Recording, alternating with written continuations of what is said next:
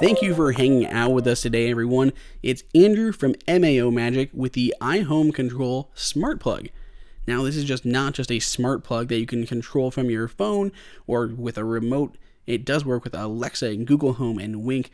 But importantly, and what we're going to focus on is HomeKit. It is my kind of smart home of choice. Even though I've tried all of them, it's the one that just works best for us because it does work with the Apple TV, with our Apple Watch, without having to worry about anything else. This plug in general is really nice because it will work with 2-in-1 socket. We've looked at things like the Eve Energy in the past, which is a great smart plug, but you can only really plug one in at a time because they kind of would hit into each other as you try to have them plugged in to a standard outlet. This is wider, but it is super thin, so you can fit two of them together into one outlet.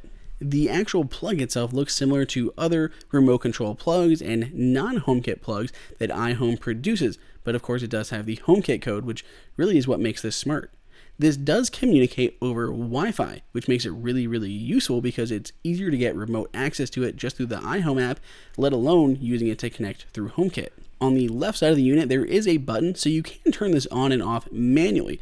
So you can, of course, use your phone, use HomeKit, use Siri, using this access code here printed on the bottom to actually add it to HomeKit, but you can press that button on the side to manually turn this smart outlet on and off if you ever needed to. Now, because this does work with HomeKit, I'm going to say it for the 10th millionth time here, HomeKit works so easily in setting stuff up. I'm going to jump into the Home app, or you could use the iHome app. I'm going to hit Add Accessory. It's going to find the iHome smart plug right away.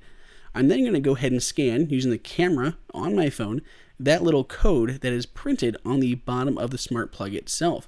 Can't really see it, so we're going to hope I'm actually getting it, and good. So it identified the accessory perfectly. I can tap Identify, and that light will flash right there. See it light right in the background a little bit. Yep, the white light turns on. We can name this. So what is this going to be called? What are you going to plug into here? Is it a light? Is it a fan? Is it a humidifier, dehumidifier, kettle? Is it a coffee maker? There are so many things that you could plug into a smart outlet that you could control using HomeKit and Siri. In this case, I'm going to plug in a fan, so we're just going to head and call this Dyson, or maybe I want to plug in my air purifier. That might work better because we're in the kitchen. That'll be good. So we're going to put it air purifier, choose a location, which is kitchen. Then you actually have three things you can call, which is fan, outlet, or a light, which makes it more smart for Siri. So if you tell Siri to turn off all the lights and you have a light plugged in, it'll know that that's a light and turn it off.